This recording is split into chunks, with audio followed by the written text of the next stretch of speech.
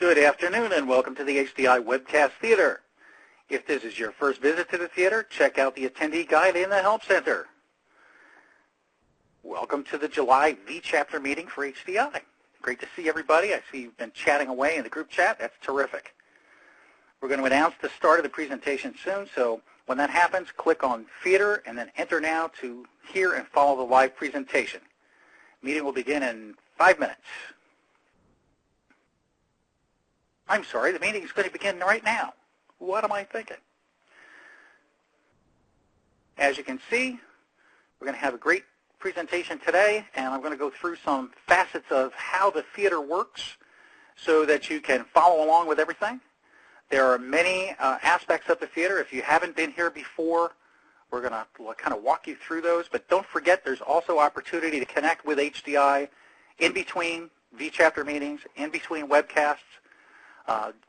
Stop by hdiconnect.com, hook up with our LinkedIn groups, and keep the conversations going. So within the webcast theater, there are a couple of things you should know. If you need help, if you look at that helpful slide that's up right now, right over toward the right side in the top menu bar, you'll see Help. If you click on that, the folks behind the scenes will be more than happy to answer questions, help you get settled, help solve a problem that you're having with the webcast, anything like that. And if you have a question for the presenter as we go along, down underneath the presentation screen, you'll see the white box that says Ask a Question. Just type your question in and hit Submit there, and we'll get the question in the background, and then we'll have time at the end of the webcast for the questions.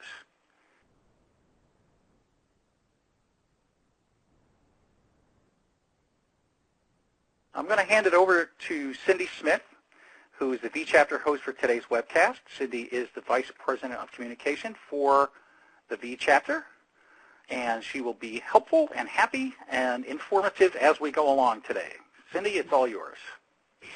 Thank you, Roy, and hello and welcome to everyone in attendance today. We're excited to have you here. We're excited for our presentation. Let's begin by welcoming our sponsor for today's event, Support.com, serving the industry with their cloud-based Nexus service platform. We'll be hearing from them very shortly, a little more detail about that. And but before we do that, we'll go over our agenda for today's program. We'll cover some HDI V-Chapter business and connections material, and then that will be followed by our guest speaker, who is Jason Young, talking about the Culturetopia Effect. As always with our V-Chapter meetings, there will be post-meeting collaboration and networking in the lounge to chat with the speaker and chat with your peers and share your thoughts and ideas. We are going to hear from our sponsor, Support.com, that we mentioned. And speaking for them will be Amy Millard, who is Vice President of Marketing for Support.com. She leads marketing, product marketing, and demand generation for that company. Amy has over 20 years of experience in software marketing and has led marketing for leading global software and services companies. Amy also managed worldwide marketing and demand generation for Market Tools, a provider of cloud software and services for customer experience and market research. Amy earned her BS in electrical engineering from Rice University and her MBA from Stanford University. Amy?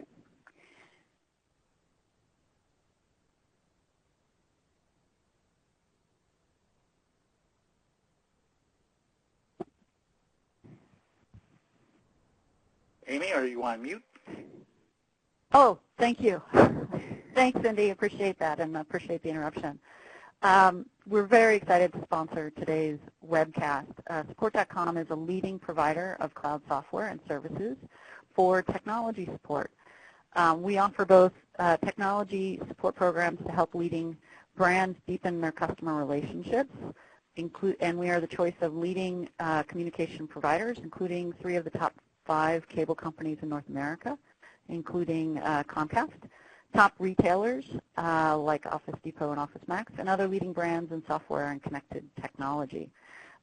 These companies use us for complex support for home networking, the connected home, and premium tech support.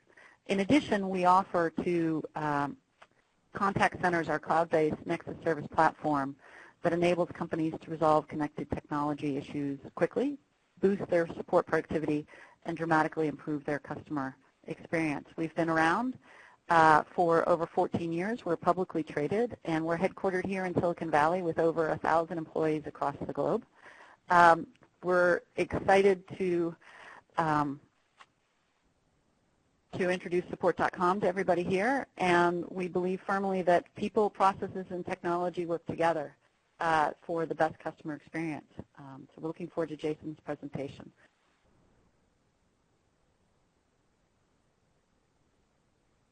Cars, clothing, even door locks and sprinklers. Billions of everyday objects are connecting to the Internet and each other. This is the Internet of Things. But as people add more and more tech-enabled gadgets to their everyday lives, there's a greater risk of getting tangled in the Internet of broken things. At Support.com, our specialty is helping your customer service department get all those devices up and running and any glitches straightened out. Our Nexus service platform doesn't just show agents there's a problem on a remote device. It also helps them quickly solve that problem. Nexus is a powerful cloud platform that includes guided workflows and interactive analytics. This results in consistent, high-quality support for any device, reducing the time of the average support call. And because Nexus lives in the cloud, that means no additional software and no need for IT maintenance. Use Nexus to boost productivity and make your customers happy. If you're looking for turnkey technical support, we've got that too. Our service programs have already helped millions of consumers straighten out the most complicated technical issues. Our agents solve the problem, and you get the credit. Don't let your customers get tangled in tomorrow's technology. Join today's leading consumer brands by providing high-value remote technical support and services. Support.com. Technology support for a connected world.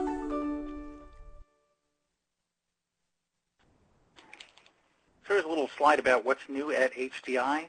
There's a new updated Support Center self-assessment. I know that a lot of people have missed that, and that is now accessible to members, and non-members can purchase the self-assessment, but it's free to all members.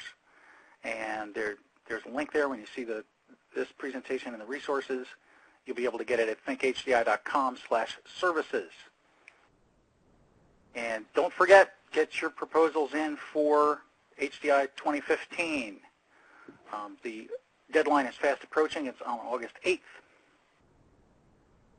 And don't forget about the new corporate membership level. If you have 25 people that might be eligible for membership in HDI, you want to get them involved, do it.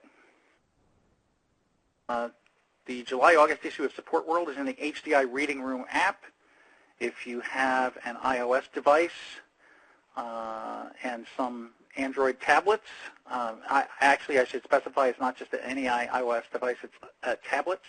If you have an iPad, get the HDI Reading Room app and make sure that you check out the new issue of Support World. Lots of enhanced digital features in that. There's new white paper synergies between ITIL and knowledge-centered support, which we wrote with Axelos. Check that out. We've had almost 2,000 downloads of that paper now.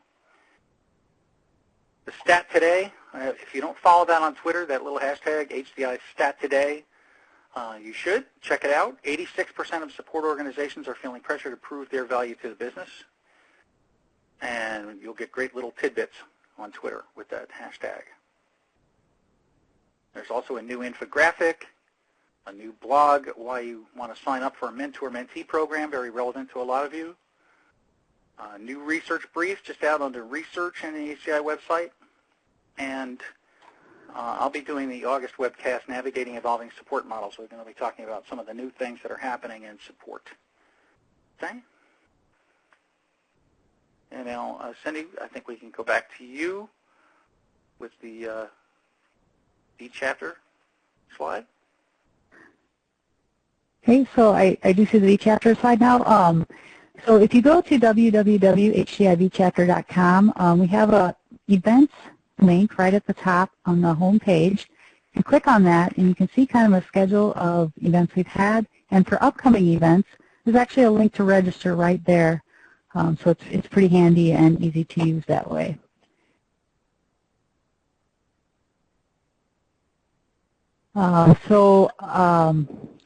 Again, if you have any questions during the presentation or at any time, there's the Ask a Question field down at the bottom. And feel free to use that anytime and of the presentation. Again, I would also like to thank support.com for sponsoring us again today. Without this generous sponsorship, we could not have these informative webcasts. And we shall proceed now to our featured speaker, Jason Young.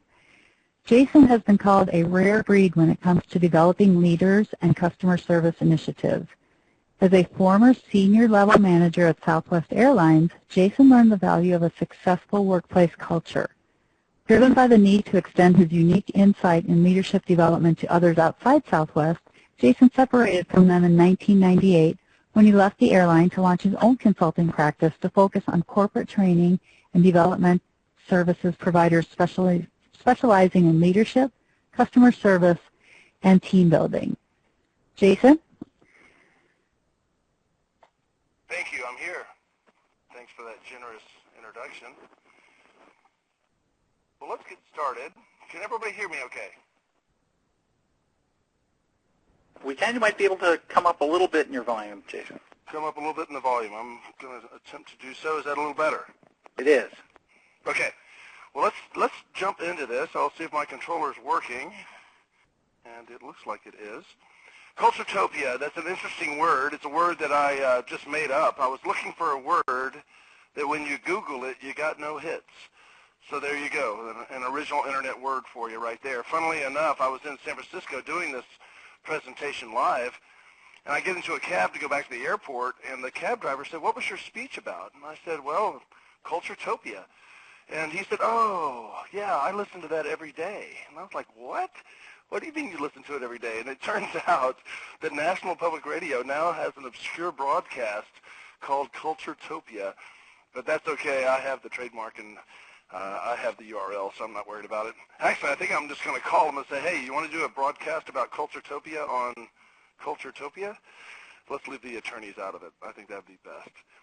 Anyway, Culturetopia was the title of the first book that I wrote, and then I had a lot of requests. Well, tell us more about companies that you think are close to Culturetopia, and what does it mean when companies merge, and how does culture merging work? And so the second book I wrote was the Culturetopia Effect, and there's a picture of it right there. And it's really about how to create this environment of high performance and high fulfillment all in the same space.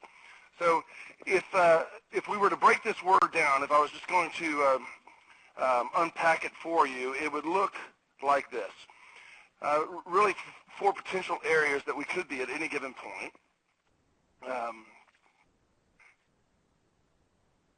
And if I could get, Dave, if you could advance the slide for me, please.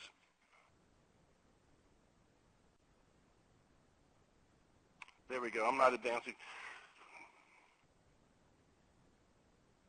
Thanks for your patience. I want to go to the previous slide. You got that next slide. What drives performance? Okay, and I actually want the previous slide. Okay. Thank you very much. So the Culturetopia Effect, if I was to unpack that word, it would look something like this. 4 potential areas where we may be. First would be this ideal state of Culturetopia, this place where there's high performance and high fulfillment, and I would call that Culturetopia. And if you think about the attitudes and behaviors of people who are performing at a high level and they're highly fulfilled in what they do, and this could be personally, professionally, emotionally, relationally, academically, athletically, there's a sense of high performance and high fulfillment. The attitudes and behaviors of those people, positive, encouraging, encouraged, on time, there's several ways we could describe that. And if I were to poll the audience, most of us want to find ourselves there the majority of the time. Unfortunately, that's not how life works. every now and then someone pushes our fairness button, if you will, and that sends us over to this other place where we're still showing up, we're still in the relationship, we're just not as fulfilled as we once were. And this is where we have to catch ourselves, personally and professionally, in this ideal state. If we want to achieve this ideal state of Culturetopia, we start to think, okay, what is creating this disruption? And how do I get myself back? And if you're the person who's in that state of Culturetopia, in that state of high performance, high fulfillment, you're available to recognize others who are not in that space. And so it gives us a chance to intervene. It gives us a chance to come alongside, and instead of saying, what's your problem, we say, how can I help? And the only way we can do that is if we're available. And if I'm in a state of low fulfillment, typically it impairs my ability to be available. And if I stay in high performance, low fulfillment long enough, it will send me to a different space. It'll send me to a place where now I'm not performing at a high level, and now I'm really not fulfilled. And that can be a really dangerous place. And if you think of the attitudes and behaviors of people who find themselves there, employment-wise, relationally, it's a place where there's despair, there's, people, it can be debilitating, it really can. And this is a really beautiful picture in my mind of what inspiration really is. So if you look at the upper right-hand quadrant, these are folks who are in this space of high performance, high fulfillment. They're available, and they recognize others who are not available or who are down, and they can come alongside. And I don't know if you've ever seen anybody like this. It's like they have a foot on their chest and they can't breathe. And that's really a beautiful picture of inspiration. The word inspire is a Latin word, and it just means to breathe. When you breathe, you inspire. When you do not breathe, you expire. Very good.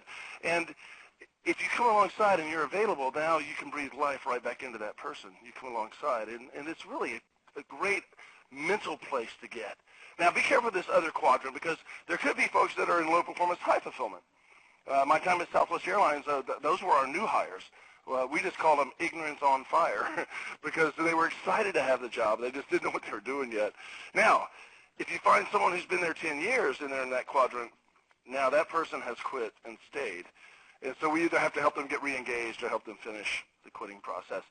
So this idea of Culturetopia is this place where there's high performance, high fulfillment, and there's an implication that if I am there, I'm going to be reaching out to these other areas to try to pull people back into this space of high performance and high fulfillment.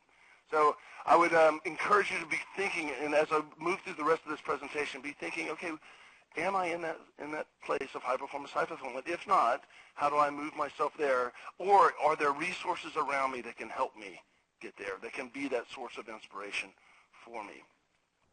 So it begs the question, and it kind of moves us to this model of performance, if you will, of what really drives performance. And in my mind, what really drives performance is going to be this idea of environment, or this idea of teamwork. And I'm waiting for the slide to advance. So there's my slide. So what really drives performance? Still waiting. All right. So if we look at what really drives performance, in personally or professionally, I find that the organizations I go to that really get it, or that really are excelling in this idea of driving performance from a Culturetopia standpoint, have this space where people are working together in a dynamic way. And if you could advance the slide for me, I apologize. It's not advancing. So there's this collaboration, or this sense of teamwork. And I like to use 3 different words for this topic, if you will. Collaboration is one, because it implies more than just teamwork. It means that we're going to collaborate. We're going to work together. But there's also another phrase, and I wish I'd have thought of this phrase, and if you don't mind advancing the slide, please.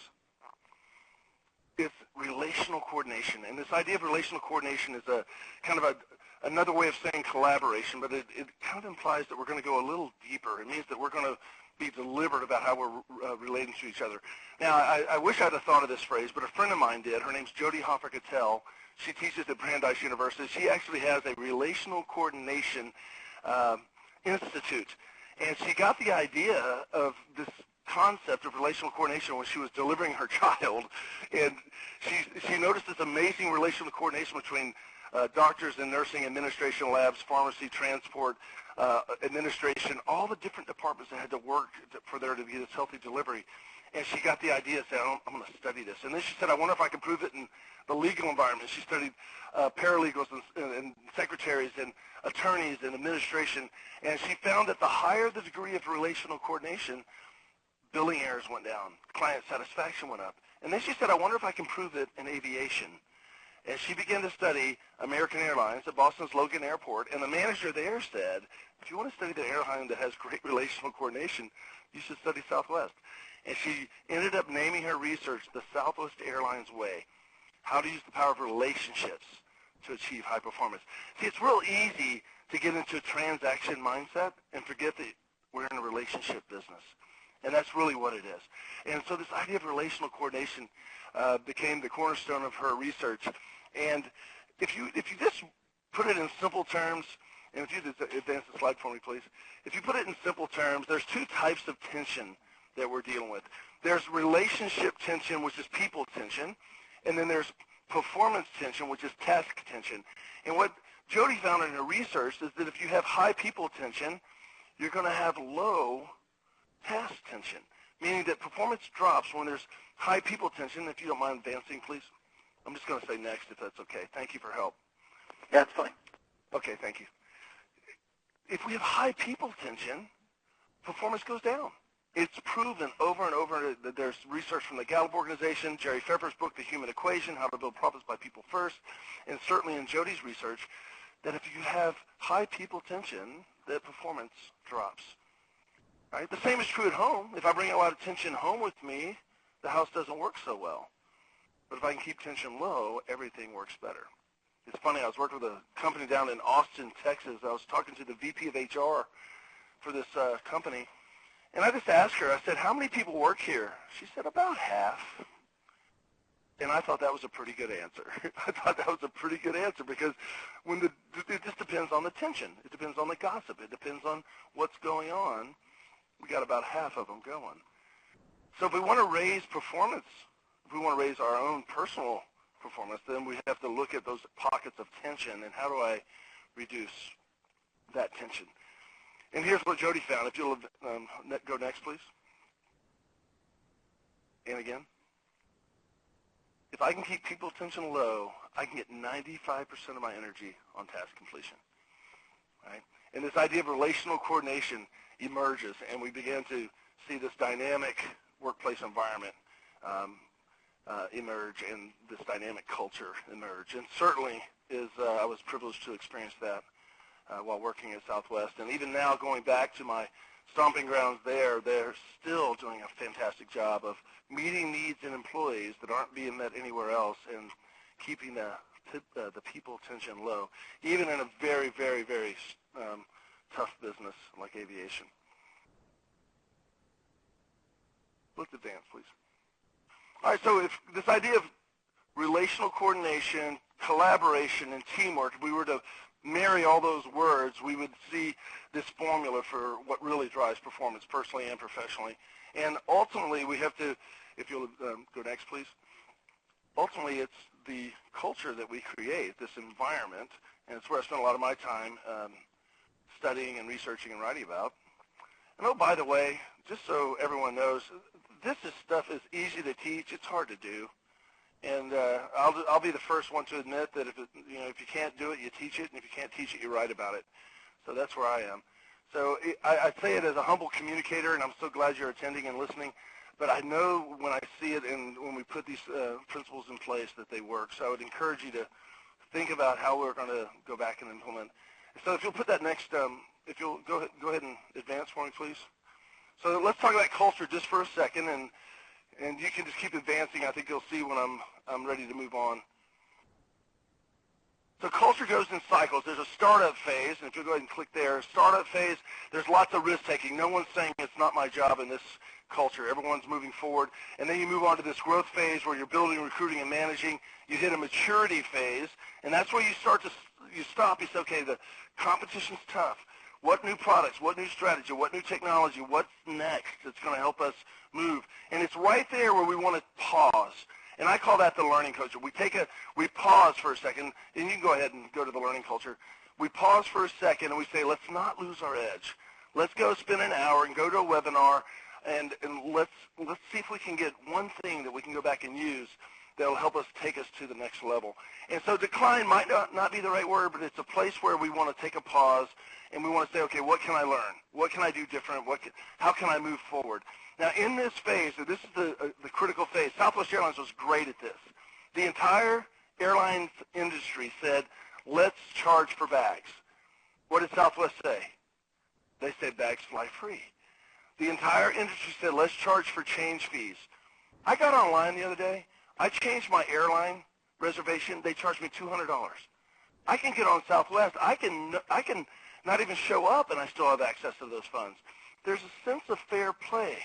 So in that decline phase, we say, okay, what do we do that everyone else is not doing? I think the people that are the most successful, they don't do what other people do better. They do what other people aren't willing to do.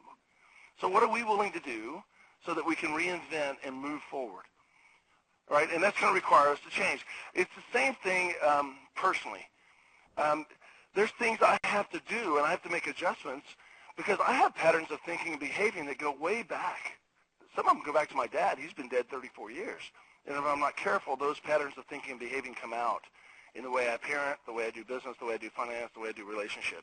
And I have to be aware of those so that I don't get caught into that descent, into that willingness to not change. I'm going to have to reinvent, and that's going to require change. Now, I'm going to give you one slide on change, and that'll be it, and we'll move off of it. If you'll go to this next slide, change is hard because we like to stay in a comfort zone. And if you'll just, change is inconvenient even when it's for the better. But if you'll go ahead and we can click through this together here. Human beings like to stay in the comfort zone. When we get out of our comfort zone, a lot of it's a natural defense mechanism. We go into denial and resistance. There's nothing wrong with that. But the people who are most successful dealing with change, they get into trial and error faster than others. Even though it's confusing, they move forward faster than others, and that's how you get back to renewal. And so that distance between the comfort zone and denial and resistance is that stress, or it is that trigger that can take us out of high performance, high fulfillment. It can send us into high performance, low fulfillment. So the best thing you can do, the best thing when change is happening is to move forward. And in your industry, everything changes. It's dynamic. And so I would encourage you to be nimble and be flexible and try to get into the trial and error of it as fast as possible. That's the way we'll get back to renewal.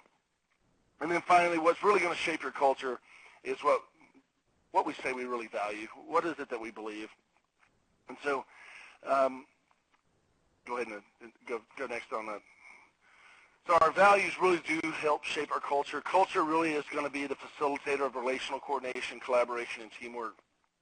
And the byproduct of that is that we perform at a much more satisfied and high level of high performance and high fulfillment. So I'm going to use this as a model moving forward, and in the next few minutes we have together, I'll begin to jump into each one of these areas and break that down. So thank you again for advancing the slides. I'm going to move to the next one. So let's look at a value system that I think was really well crafted, and the outcome or the byproduct of this vision statement that was crafted is the cultural reality at Southwest, and it's still in place today. So the first part of this is the vision of Southwest Airlines is written right to who they want to make the center of their business, and that's their customer. Dedication to the highest quality customer service with warmth, friendliness, individual pride, and company spirit. Now, for us to say this is who we are and for us to make this the brand promise, we have to know behaviorally, what does it mean to have company spirit? What does it mean to have individual pride? What does it mean to be warm and friendly? Those can't just be static words. They have to be actionable words. So at Southwest, to have company spirit, we had a rule that you didn't talk bad about the company outside the four walls. That's a pretty good rule. Now, we're talking about a business that's 86% unionized, but you don't hear a lot of those skirmishes or those debates going on outside the company wall. And what that creates is a legacy I get to enjoy that. Even now, having been gone from Southwest for years, I get to enjoy that legacy of what does it really mean to have that company spirit. We had a rule that you didn't drink alcohol in uniform, right? I mean, it's not written down in your job description, but we just had a rule that if you were in logo wear, you were not going to be served alcohol on the plane. That's a really good rule, especially if you're a pilot. You do not want to be drinking in uniform. Individual pride. We show up on time. We wear our name badge with pride because that's how we introduce ourselves to our customer. We always restock our position. Those are all behaviors that we put in attached to this. And I can tell you, you don't have to wait for your supervisor to hold you accountable because your coworker will, because this is who we say we are. This is our brand promise. To be warm and friendly. I had a customer service agent tell me one time, she said, I'm not paid to smile. It's not my union contract. Right? Now, if I know the vision statement, I think I'm obligated to say something, which I did. I wasn't her supervisor, but I just said, hey, to be warm and friendly, we have to smile. We have to use the customer's name. We have to thank them for flying. Attitude is a performance criteria at Southwest. We're going to have a good attitude, a positive attitude. And so you get the idea that in this promise that we make, there has to be performance criteria attached to it. To our employees, we're committed about a stable work environment, equal opportunity for learning and personal growth. There are courses like this going on every day at Southwest. Creativity and innovation are encouraged for improving the effectiveness of Southwest. I don't know if you've flown Southwest, those of you on the call, but Southwest just has a unique way of engaging the customer. There's they'll sing their in-flight safety briefing. They'll make jokes. They say funny phrases like put your tush in a cush so we can push. And they just are freed up to be fun and creative. And I think that's the way it should be. I mean, I don't know about you guys. You spend half your awake life at work. It ought to be a place you enjoy going. It ought to be a place that you are fulfilled. And if it's not, I mean, think about it. Who are the kind of people that you like to work around? Forget that. Let's just say we're going to a party. Who do you want to be around at a party? Let's say you're going to a party. Everyone's going to be there. Who do you want to be around? Positive, fun, energetic, enthusiastic, fun people. I guarantee you no one goes into the party and says, hey, look, an angry guy. Maybe he'll explode. No one does that. No one goes into a party and says, oh, wow, she looks depressed. Sit with us. Ruin our night. You don't spend your social time around those kinds of people, but I watch people go to work and spend their work life around those kind of people. So I would encourage you to be thinking about the impact you're having, thinking about those, the ways that you're coming across, and the way that we can work together to make this positive. When I was at Southwest, I was manager of customer service training for 4.5 years, and then I became manager of customer service for Los Angeles International Airport. And while I was in Los Angeles, just a phenomenal experience. It's just, I found out that I'm not an airport manager, that I am a people developer. And so I transferred back into our leadership development center. It's called the University for People. And the first assignment I had, they put me on a team, and there was 4 people on the team. And they called us the J team because all of our names started with J. Julie, Janine, Joey, and Jason. And our job was to research, design, and deliver system-wide customer service programs. And what I would do is I would go into the field, and I would spend time with employees who had the best service record, people who had the fewest absences and the no cash errors and the best uniform standard and at their position on time and the most customer compliment letters. And I found a lady in Houston, Texas. She has more customer compliment letters than anybody else in the system. She's a 35-year employee, and she brings her A game to work every day. Her name's Carol. She's still there. Look her up if you're ever there. And so I went to spend time with Carol for the day. And Carol's a funny lady. She's really she's tall, and she has a funny sense of humor because people call you different names at the airport. They'll say, hey, you. So she has a name tag that says, hey, you. I think that's funny. Anyway, we're working the gate podium together, and we look up, and we see a guy, and he's as big as me. I'm 6'5", and I'm a big guy, and this guy's in a full sprint. He thinks he's late for his flight. And he comes up to Carol. He taps on the counter. He says, hey, lady, do I have time to go to the bathroom? And she said, I don't know. I've never timed you. And I don't know. Just for whatever reason, that guy's day changed right there. She just got his attention, and he got this slow grin on his face. Then he goes to the men's room. He comes back out, and she said, sir, by the way, you're a 3-minute bathroom guy. She timed him. So I just think we have some room to lighten it up. I think we have some room And again, the Southwest culture might be a little different than your culture, but I would encourage you to be thinking about how we could lighten it up just a little bit. It's a serious world out there, and I think culturally that we might want to be lightening it up. I mean, even when things are bad, you can use humor. We had a pilot, and he landed really hard. I don't know if you've been on a hard landing. I fly a bunch. I've been on several, and they almost always go the same way for me. The pilot rocks it down on the tarmac, and everyone has white knuckles, and there's some screams. But then as the plane taxis in, there's this eerie silence that happens. And everyone's looking around like, oh, wow, what just happened? And right in the middle of that silence, the captain came on, and he said, ladies and gentlemen, that wasn't your fault, and that wasn't my fault. That was the ass fault. And I thought that was a pretty good way to handle it. And, yeah, everyone went from stressed to blessed right there, just because someone chose to use a humorous way out of a difficult situation. So I would encourage you to be thinking about that impact, that influence that you have every day. Above all, though, let's treat each other with the same concern, respect, and caring attitude within the organization that we're expected to share externally with every customer. It's a really tight statement. It's a very, very focused vision. And not only do they use it in the interview process, the orientation process, the probation process, and they use it as an ongoing performance management tool because it is defining who we say we are and what our brand promise really is. And so if we're going to achieve this state of Culturetopia, there has to be a clear sense of purpose and direction.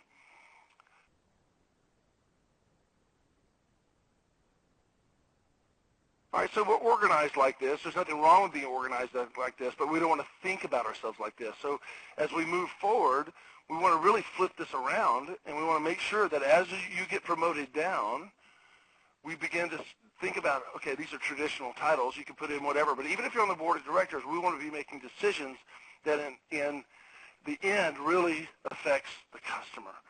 We want to create an environment where our customers are the main point. So as we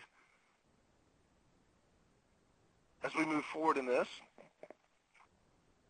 you want to have a customer service focus. A couple of quotes we like to use at Southwest. It's a customer service company.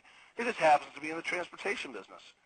Right? And remember that the level of service you use externally, or the level you give externally, is only going to be as good as the level we give internally. And everybody has an opportunity to impact and influence each other on a daily basis. So moving through that, we have to ask ourselves, okay, what's my moment of truth? Every day when I show up, what's my moment of truth? Who am I influencing? Who am I impacting? What customer? How fast do I answer, and how well do I respond to their need? What internal customer, my coworker, my boss, my supplier, my vendor, whoever that might be, every one of those has an opportunity to have one moment of truth. Jan Carl Zahn wrote a book called Moments of Truth, and he was president of Scandinavia Air Systems, and they were losing a lot of money, and he took over, and then within 1 year they turned it all around. They said, how did you do that? He said, well, I focused on the moments of truth. And for an airline, a moment of truth is, this was back in the 90s, so back then it was the reservation experience. About 90% of reservations are all online now. But it was the ticket counter experience, the gate lounge experience, the in-flight experience, and did my bag show up, the baggage service experience. And he said, if we can do well in all of these areas, we'll turn this around. And they did. And so I would ask you, what are your moments of truth? What are the opportunities you have? And he defined a moment of truth as any time a person gets into any aspect or any contact with your business and gets an impression of your service. And so I would say, what are those moments of truth? Every day, you're making an impression on the people around you, and assuming that we're available, we're in this state of high performance, high fulfillment, what do we want to do with those impressions or those moments of truth? So if you look at it, I sense you wouldn't probably be on a call if you didn't value this idea. So go ahead and go next, and you'll see that at the core of this is a set of values. And then based on that, we're going to have some intentions. There's going to be some things that we leave this call going, you know what, there was one or two things that I heard that I think I want to go back and I intend to do some things. But you know what, the people that know you, they're going to judge you based on what you do. It's all about the behavior. So outside looking in, the perception outside looking in is based on what you actually do. So if you'll go one more, if you would, please, on the slide. So the perception is really based on behavior. I'll give you an example. I value health and fitness. I do. I intend to work out. I really do. But I've run 1,000 miles sitting on my couch. And unless the people who know and love me see me doing the behavior, their perception is going to be, you don't value health and fitness because you don't do anything. So go ahead and advance the slide. I will tell you that now, based on some feedback from my last physical, I have to value health and fitness, and so I have to do the behavior so the people who know and love me can see evidence in my behavior. Oh, yeah, he values it because now he's doing the work. He's actually doing the work. The problem with a moment of truth is it's not about just what you control. A moment of truth is the impact you're having on other people. So you have to give yourself, you have to give up your point of view and take their viewing point, and then there's another person, you have to take their viewing point, then there's another person, you have to take their viewing point, and then there's another person. So it becomes infinitely more complex. When you start talking about moments of truth, every day, every person has different desires, needs, wants, and expectations, and we have to do our best to try to give up our point of view and take their viewing point so that we can understand where they're coming from. I mean, for example, it's like my wife. I value my wife. I have to do things to show care and concern for her, right? From whose perspective? From hers. So I have to do behaviors that she values, not behaviors that I value. So I have to give up my point of view and take her viewing point. So some time ago, I asked her, I said, give me a list of 5 things, if I do them on a regular basis, would be a sign of care and concern. She didn't even blink. She wrote them down really quick. But I looked at the list, and I'm like, well, how can that be a sign? You know what number 1 on her list was? Back rubs and foot massages. Now, that's the last thing that I was hoping for Maverick season tickets or a new boat or something. But you know what?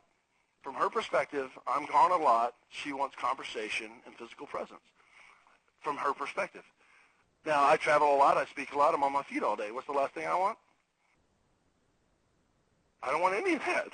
So if I'm really going to meet that moment of truth, I have to give up what I'm thinking, and I have to understand the other person's viewing point.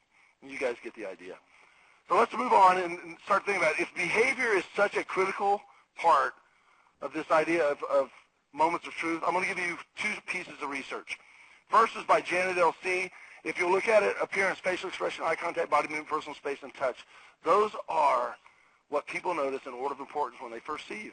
So when you are walking in, we have to be aware of how we're coming across, right? Appearance, facial expression, eye contact, body movement, personal space. Now be careful with touch. You know, if you're in healthcare, touch is critical. If you're in the dentistry industry, touch is critical. But or if you work at a company like Southwest Airlines, you know what Southwest Airlines? Everybody hugs. It's really weird. They hug so much that HR made them have a hug policy. You know what it was? They said you can hug, but don't linger. That's a good policy. But we have to be aware of how we're coming across. Look at the next piece of research. Albert Mehrabian, UCLA, he says there's 3 tools for communicating emotions: gestures, tones, and words. Which one do you think is the most powerful? Face-to-face, gestures is the most powerful. Tone is next, and then words. Go ahead and advance it if you want. Words, only 7% of your emotional signals comes from your words. Now, if you're on the phone, it goes to 82 and 18. So I have to be very aware. Right now, even as on this call, 82% of the emotional signaling that I'm sending comes from the tone that I'm using and the pace and the way I'm using the voice. So let's be aware of how we're coming across, and let's be aware of the impact we're having based on our gestures, tones, and words.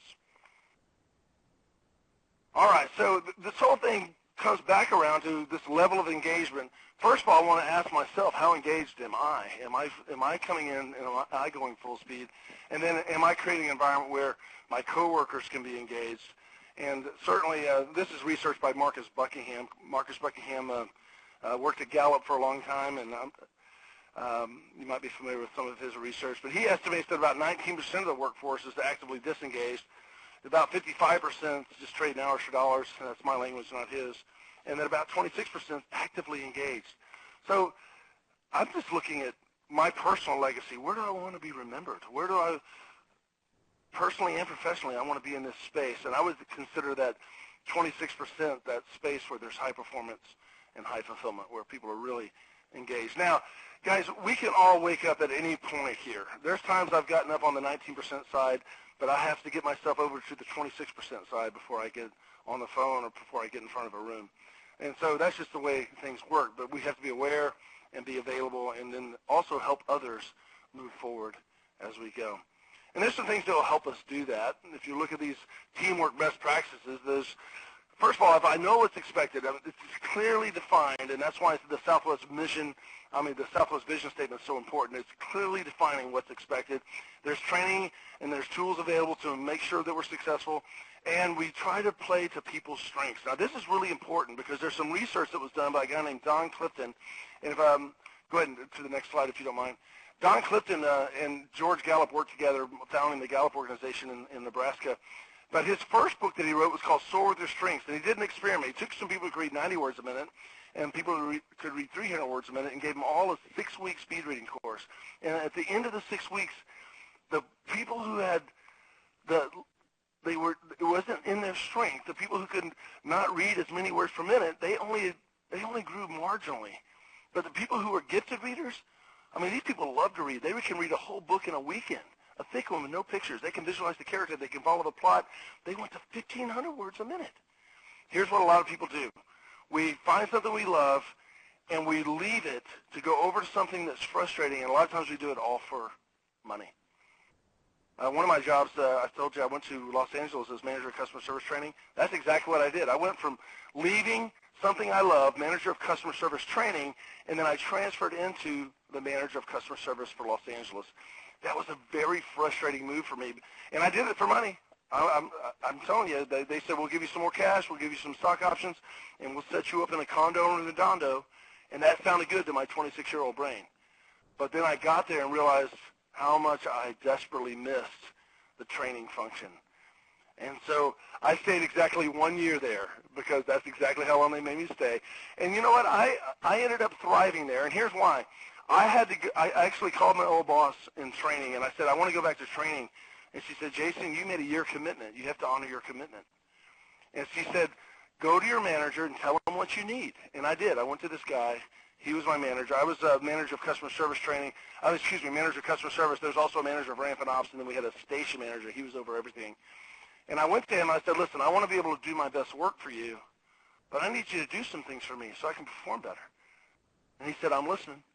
I said, first of all, I need you to quit yelling at me. I said, I'm a sensitive guy. When you yell at me, it takes me to a bad place. If you'll encourage me, I can go all day for you. I can really be effective for you, but just don't yell at me, especially in front of employees. And I said, the second thing is, it was kind of funny what he said. He goes, I thought you were a football player. I thought you liked that kind of motivation. And he had just completely misread me. And the second thing I said is, listen, I need you to stay away from the ticket counter. You get everybody all riled up. They start having cashiers. Just let us run the shift. And this guy was such a micromanager. He really was. As a matter of fact, we had a bunch of really talented musicians who were just going to be ticket agents until they got their big break in Hollywood. And we had one guy named Tony, and he wrote a song about this manager called How Can I Miss You If You Won't Go Away? It was hilarious. Anyway, but he did. He backed off. And then the third thing I said is really what melted the ice. I said, I need to spend more time with you to learn how this airport works. I could not write a schedule to lower overtime for my life. And I was just buried administratively. It was not what I'm wired up to do. You know what he did right there on the spot? He said, you know what? You're great with employee relations. You're great with customer relations. I want you in the airport 100% of the time. I'm going to get Noreen Valone to be our administrative supervisor. She's great with managing the overtime. She's great with doing the shift bids and the schedules. And I'm going to put her in her strength and put you in your strength. And you know what? I thrived after that because he put me into my strength. Now, I still left at exactly 1 year. And I transferred back into our leadership development training center because that's where I'm most fulfilled and that's where I can add the most value. But I was able to bloom where I was planted there for a while just because I was able to get back to using my strengths. So I would encourage you to think through, are you using your strengths? All right, let's keep going. So you can see the pattern here, clearly defined expectation. I have the tools and training. It's something I'm talented and gifted to do, and I'm getting frequent recognition and praise for it. So you can start to see this flow of why teams achieve this state of Culturetopia. All right? And then showing care and concern for everybody and continuously encouraging yourself and others for learning and development. We could probably go on. I could probably list 50 things that would be effective for teamwork best practices, but in every piece of research I look at, these buckets are critical, and not just at work but also at home.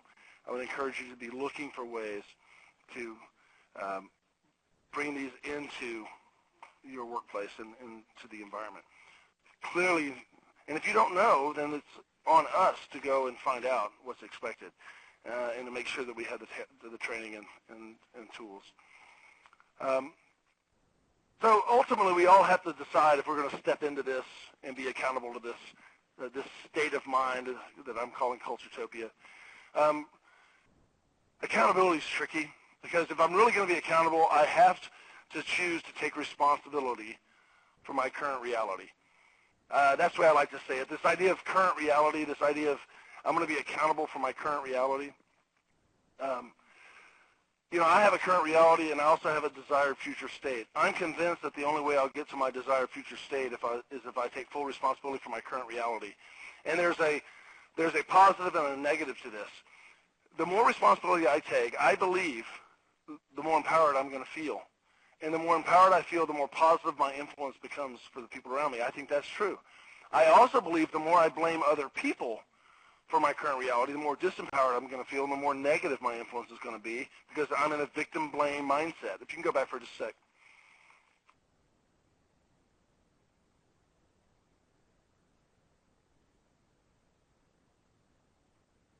Go ahead.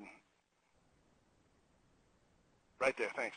This victim-blame mindset, I want to qualify this because I'm not talking about true victimization. There are some tragic things that happen in life and to people.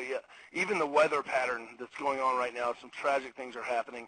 And so I understand that.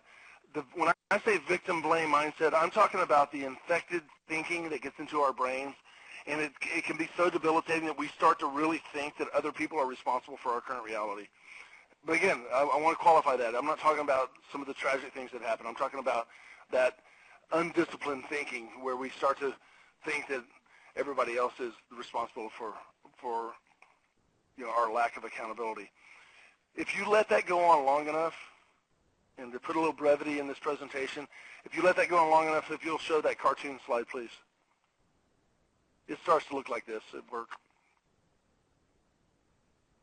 I know that's a risky slide, but I thought it was funny. Matter of fact, one of my clients is American Dental Partners. They love that slide. They thought that was great. So if it's true to the negative, it has to be true to the positive. The more responsibility I take, the more empowered I feel, the more positive my influence, because now I have a sense of ownership in my current reality. I have a sense of control about where I'm going, and ultimately, that's how I feel free. And the only way I'm going to achieve success is in that freedom. I cannot ever get where I want to go. I cannot get to my desired future state. And I'll tell you, my desired future state is discretionary time and disposable income. I don't have either one right now. I'd like to have a lot of both so I can hang out and be generous. But I'm convinced the only way I'll get there is if I take full responsibility for my current reality. That's the way I'm going to feel empowered, and that's the way I'm going to have a sense of ownership. So as we move through this, we move forward in this, let's get our team figured out. Let's get the trust figured out. We got to be able to rely on each other. Then let's really play to our expertise. That's our strengths and abilities. And so that we're really playing into the things that are going to give us fulfillment. Let's align ourselves to whatever that vision, mission statement is. And that way, how do I know you're committed? Because there's evidence in your behavior. There's evidence in the behavior. And then let's measure it, and that's the accountability piece. And who doesn't want to be? If you think about the people you respect the most, they held you to the highest standard.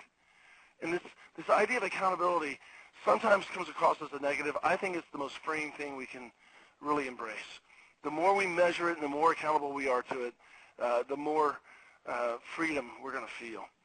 And if you look at it from a motivation standpoint, this next slide will kind of put it in a motive. We want to raise performance. To do that, we have to lower people tension, right? We have to start at the relationship level. Expertise raises performance. Trust lowers people tension. Then people start to buy in. Alignment's raising performance, and I know you're committed because there's evidence in your behavior, and that's lowering the people tension. And then we're measuring it, and accountability is driving that tension down. As a matter of fact, if you're on a team like I was on at Southwest in our University for People, you can change that word accountability to celebration, because that's really what it feels like. I mean, everyone's so accountable to themselves, you don't even need your boss there. You're showing up and doing it because you want to be free, and you want to be able to really be in that state of high performance and high fulfillment. I don't know about you, but I want to be like the team on the right. And if you'll go to the next slide, you'll see the team on the right obviously is pulling together, working together, encouraging each other. And there's no way the team on the left is ever going to win. There's no way the family on the left is ever going to win. So we have to be willing to pull together. Well, I will tell you that this flew by for me. It went a little faster than I thought it was going to go. But I wanted to cover some just basic concepts of what Culturetopia really is, and how Culturetopia looks and feels in action. I certainly have experienced it at Southwest, and not just there. Several companies that have gone through and said, you know what, we want to be deliberate about our culture. We want to take a pause, and we want to really decide what is it that we need to be doing, or what is it we need to stop doing that's going to help us do this. And so there's several things you can take away. I would encourage you, get together with your teammates, maybe just have a meeting. Maybe you get this, you review this PowerPoint again, and maybe there's some slides that we can talk about and really get some ideas around how you want to move forward. We did that on our training team at Southwest. We got together and we said, hey, how do we want to work together? And we just got some chart paper. In addition to the vision statement, we said we want to do some other things. And we had some basic rules. You know what? We decided that gossip was really robbing us of our peace. And so we just had a no gossip policy. And we had some signs made that had the little gossip word and the red line through it. And we would literally shut people down and say, hey, we don't gossip here at the university. Immediately, the workplace got better. We had a rule that we wouldn't talk bad about our customers outside the four walls. I mean, we just said, you know what, if we're talking bad about our participants, then we just had a rule that we're not going to do that. And so we just stopped doing it. We had a positivity rule. We had a rule that we were going to we just had a commitment that we were going to try to come to work and bring a positive, self to work. They would say stuff like this to you, Jason, you having a nice day? And I'd say, I sure am. And they would say, when are you going to let your face know about it? Because it's so easy to get locked into these. I get a game face on sometimes, and I don't even realize that I'm sending a signal. So leaving this presentation, I would encourage you, go back, have some conversation. Be deliberate about the kind of environment you want to have. You spend half your awake life at work. Let's create a space where there's high performance and high fulfillment. And I hope it's evident to you that I really believe in this stuff. I'm enthusiastic about it, and I like the word enthusiasm because it's one of the root words from enthusiasm is entheos, and it's a Greek word. And the ancient Greeks believed that enthusiasm wasn't a feeling; it was a belief, and it really goes back. It translates God's within, and they believed in the Greek gods, and they believed if you believed it so strongly that when you entered a room, other people could feel it. And so that's what I would encourage you to do. Do you believe in what you do so much that when you walk in, other people can feel it? And I would encourage you to think about how you're coming across and the impact you're having. I'm going to leave you with one last thought, and then I'll hand it back over to our moderator. It's been a pleasure being a part of this, so thank you. My last thought for you is this. The first client that I worked with when I left Southwest Airlines was Hawaiian Airlines. And through a series of events, I got connected with them, and then they called and said, hey, we'd like you to do some projects for us. And over a period of about 5 years, I did several projects for Hawaiian Airlines, and it was just a beautiful time. I grew really fond of the people and the culture there, and every time I go there, they greet me in a very special way. And if you're not familiar with the islands, when you go to Hawaii, if you're close with somebody, they will always greet you with a warm aloha, and they will always give gifts, and they will always kiss you on the cheek. And it goes back to an ancient island tradition. And I asked a friend of mine there, her name's Kina Sai. I said, Kina, what's the deal with aloha? It's such a beautiful greeting. And Kina's an expert in the Hawaiian language. She said, Jason, the ancient islanders, the Tahitian, Tongan, Samoans, the Hawaiians, when they would row up on friendly visits, the big warriors would extend arms, and they would clasp arms. and they would grab each other's arms, and they would say, alo. Alo, A-L-O in Hawaiian, it means front or face or presence. And they would pull each other face to face, and they would share ha. And ha is an onomatopoeia. It's exactly what it sounds like. It's a breath. And they believed if you shared breath, you shared spirit. It's a breath of life, if you will. And it literally means, I welcome you with my spirit. It's a beautiful greeting. The word Hawaii is the same root word. Hawaii, Y in Hawaiian means water. W-A-I is water. Ha, same root word, means spirit. Hawaii, it's a place in the water that renews your spirit. A place in the water that brings life. So if you guys don't do anything else leaving this presentation, I would encourage you to go out and share some ha. And it's no accident, laughter's ha-ha. And I made that up, but I think it fits. I think we need to laugh more. I think we need to bless each other more. You guys have certainly done that for me. And with that, I'll sign off with a fond and warm aloha. God bless everybody. Thank you. Thanks so much, Jason. Cindy, would you like to do the questions, or do you want me to read them? Okay. So we do have some questions for you. Jason, can you hear me okay? Yep, I can hear you. Thank you. Great. So Andrea wants to know, she says, how do you help your organization make a positive cultural shift from a lower level when upper and lower management are engaged, but unfortunately middle management is?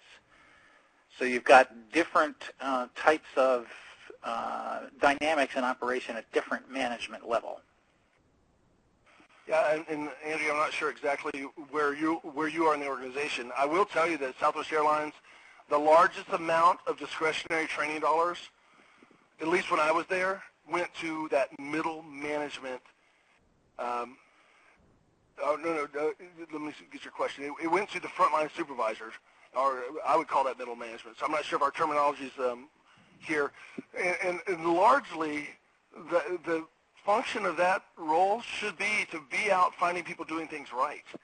And so many times it turns into a punitive position where we're out there trying to find people doing things wrong. But I would encourage, especially at that level, that we want to be looking for what are the predictive behaviors of success, and then let's go out and reward those behaviors. And so there's lots of things you can do if you want to really get a positive cultural shift. And I'll just share one idea if it's okay. I did not think of this. I learned it from a restaurant manager, but we tried it when I was in Los Angeles. One of the reasons they thought I would be effective in Los Angeles is because I had a training background and there was a lot of turnover. It was positive attrition, meaning that they would get hired in LA and then they would transfer to other airports. But we had a lot of turnover, and they thought I would be a good influence there. And when I first got there were some basic performance criteria that just weren't being met. Being at your position on time, good uniform standards, wearing your name tag, no cash errors, no customer complaints, those kinds of things. And so the contest to kind of shift the culture was this. Excuse me. We divided all the ticket ages. We had 90 ticket ages, 12 skycaps, 10 supervisors, and 3 station accountants. And we divided everybody up into teams of 5. And we said the group that has the best record, the best score in these 5 predictive behaviors of success is going to win a prize. And I happened to get $1,000 approved for this prize.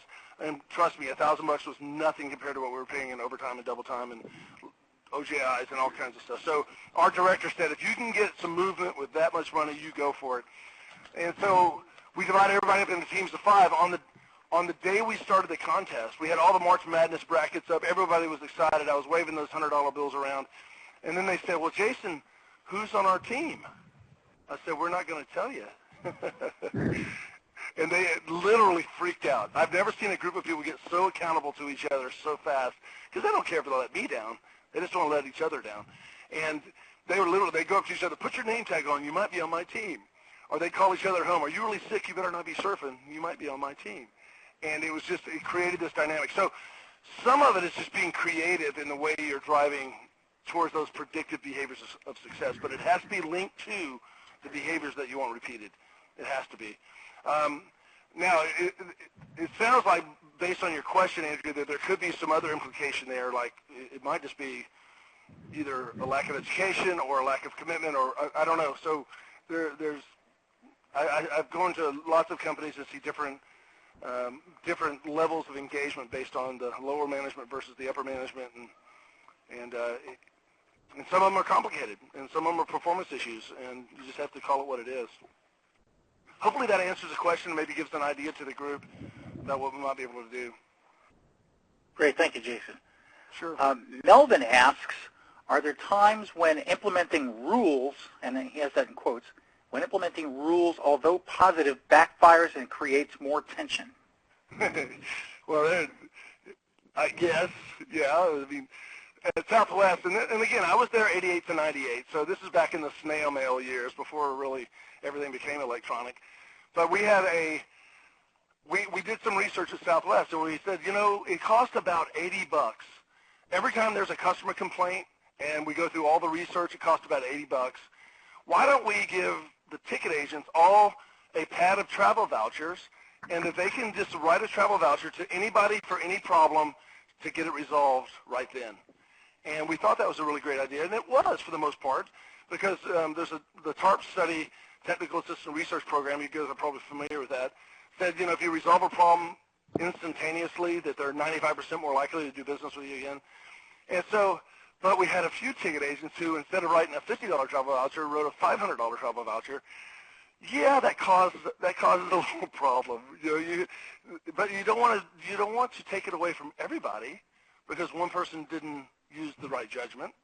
And so you counsel that person. And so rules are like that.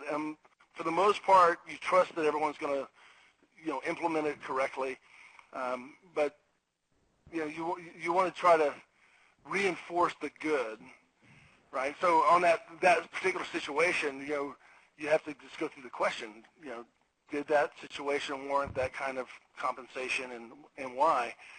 But it's all in my mind about education, and you got to set the boundaries.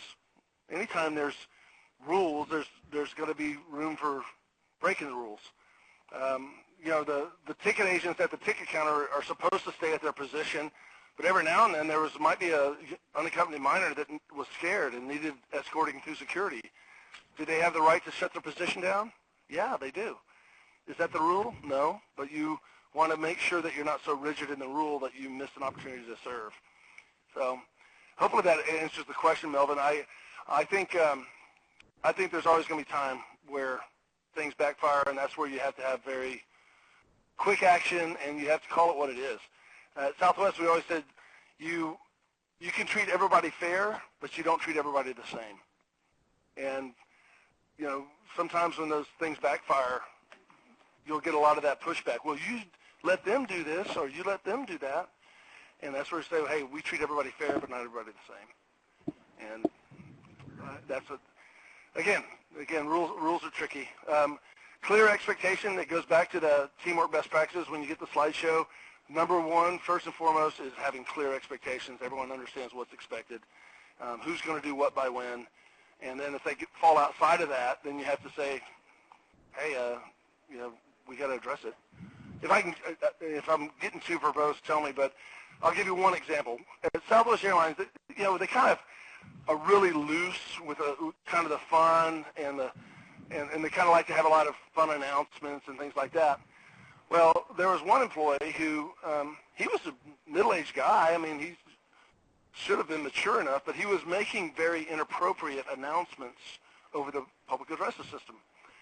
So he's in the airport, he's making these juvenile announcements, and if you've ever heard them, you know, they're kind of just really juvenile, and I'll give you a couple of examples. He would say stuff like, Mr. Butts, Mr. Seymour Butts, please come to the baggage service office. I mean, you just don't do that, right? Mr. Freely, Mr. IP Freely, please come to the... You just don't make those kinds of announcements. He thought he was the cat's meow. He thought he was the funniest guy at Southwest Airlines. We got complaints from other airlines. We got complaints from passengers, and we went through the progressive discipline. We counseled. And we got, I'm not kidding, we got to the final warning hearing. And I said, just don't even pick up the microphone. Just don't even touch it. That afternoon, Mr. Claus, Mr. Santa Claus, please come to the curb to meet your reindeer. And I'm like, and we were in the termination hearing. And he's like, I just don't see what's so wrong with it. And I said, that's why you can't work here anymore. He just could not see how inappropriate it was. And so sometimes you have rules, and then you loosen them up so people can be funny, but then there are those times where you have to say, okay, wait. You've been through, we've given several warnings, and there's got to be a time where you have to say this doesn't work anymore. Anyway, thanks for listening. I'm not trying to go overboard here, but just sometimes you have those things. What else you got? Thanks, Jason. There's actually a question here which is more for us than for you. Okay. Adam asks, I would be interested in the slides. The slides will be in the resources folder. You can download them, and also the webcast itself will be available to you on demand after some file organization is done. You can come back into the environment, listen to the webcast in its entirety, or you can wait a little bit and it will be archived over with the webcast archives on the ThinkHDI website. So I believe that will happen about 30 days from now. So if you want to watch the slides, get the slides, you can download them from resources or come back in on demand. And Cindy, you want to go through the last few slides here? Thank you again, Jason. That was a wonderful presentation. Oh, my pleasure. And I enjoyed it very much, I know. And talk about some of our upcoming presentations.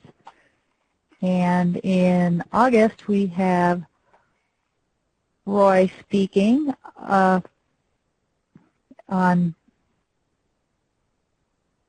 just going to refresh real quick, and then coming up in September, we have another, so Roy is doing an HDI one, and then in September, we have two more, we have upcoming September and October, some more presentations coming up.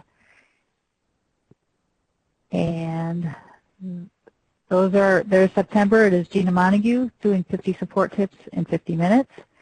And then in October, we have Win Schwartau, who is a world-renowned security expert, and he will be speaking on the 25 most influential people in the security industry, which is a very hot topic.